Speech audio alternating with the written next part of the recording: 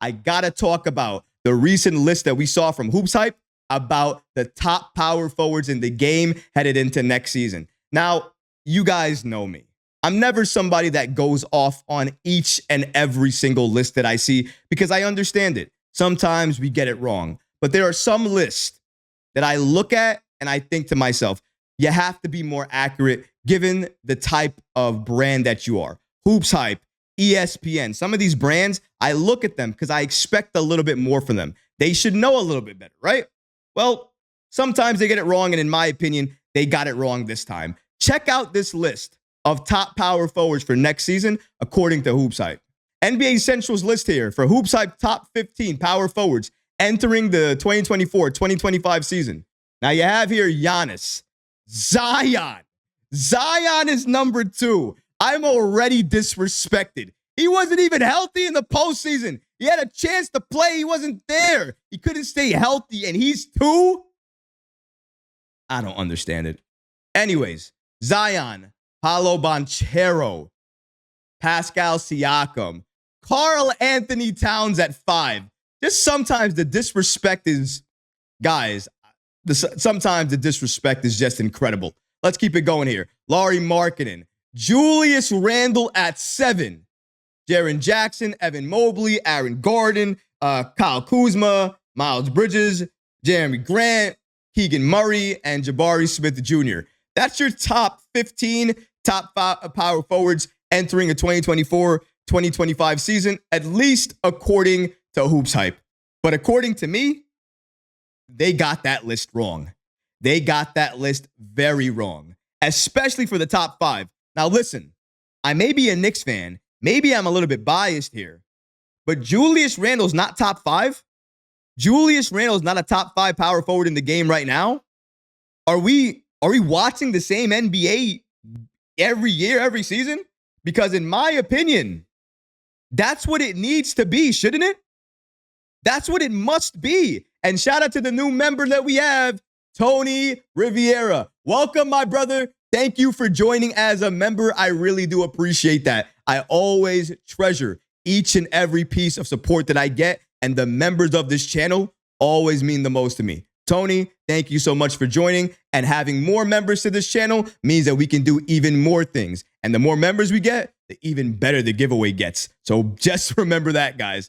But let's keep it going here. Like I said, when it comes to the top power forwards in the game, I don't know how Julius Randle doesn't make top 5. Let's look at that list again. Giannis, I understand. Zion, Paolo, Pascal, and Kat. There is no way. I don't care what you want to say. There is no way Randle's not better, or you can't make a case that Randle's better than any single one of those guys. Let's keep it going here.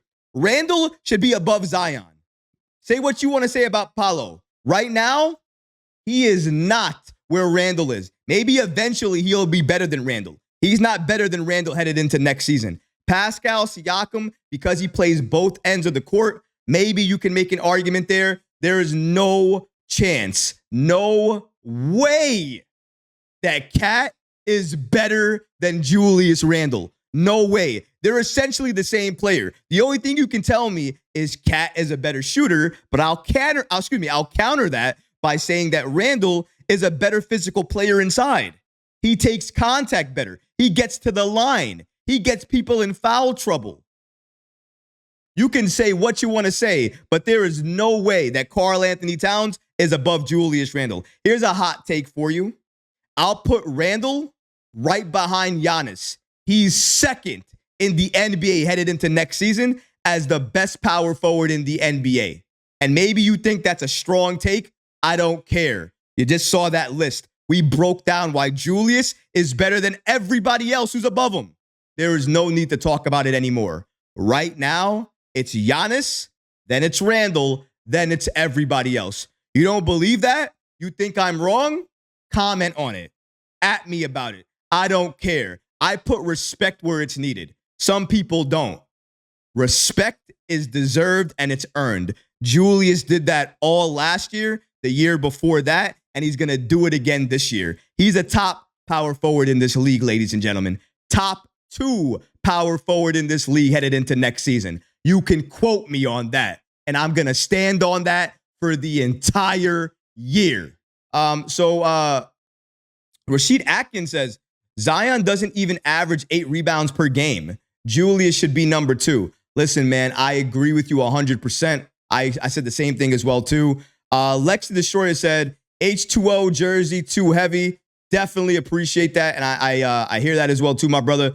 Let's see. Dwayne Dennis says, what's up, Double A? Double A says, we can be unique, that we can be elite on D, yet still be great on offense. That's what I'm saying. See, Double A gets it, ladies and gentlemen. He understands it. Right now, the Knicks have a very, very unique situation that they're in because we can do so many different things given the roster that we have at this point in time. With the roster that we have constructed, we can be a nightmare on defense, but on offense, we can still destroy you because of the shooting that we have, because of the spacing that we have. And with Randle, the bully ball inside, it's almost undefeatable. What are you going to do? You just can't stop what this Knicks team has to offer. And every single person on this team understands their role. How could they not? Tony states, we can't rush the process. Now, I don't want to say the process stuff, Tony, just because I feel like that's been beaten down by the Philadelphia 76ers. And I certainly don't want to be part of them. But I understand what you're saying. You don't want to rush greatness. And that's right. There's no reason to rush greatness. Starting 5 right now is championship contention. Our unit, our bench unit off the bench could potentially be a starting unit on other teams right now. That's how good our bench is. We don't get enough credit for how good the bench is. The fact that Dante DiVincenzo being added to the bench is a crazy, miraculous improvement that nobody's going to want to talk about. But our team is loaded. We are stacked at every single position that we need to be stacked at. And that is why we are a terror on defense and on offense. Very good comments. Outlaw giving me some emojis. GM giving me some emojis. Outlaw says, question. Well, we just answered that, actually. D. Grant says, Paperman may not have a clause. Oh, goodness. Shout out to my guy, State. If you guys haven't watched that live stream with me and State of the New York Knicks, you definitely have to watch that. Probably one of my most controversial lives that I've done. Got a lot of feedback on that. A lot of people don't want me to have State back on as a guest. But actually, I think I should. You guys really seemed like you want to talk to him and give him some comments because you guys really don't like what he was saying in some of the live stream stuff. But you know what? I don't like people who always agree. That's not going to be something that I always look for. I want people to disagree. Oftentimes, the best disagreements lead to the best interactions and the best basketball talk. So I often like that. That's just my point of view. If you enjoyed these clips from the live show, be sure to subscribe to the channel and have notifications turned on so you don't miss any new episodes or when we go live. Thanks for watching, Knick fans, and until next time, peace.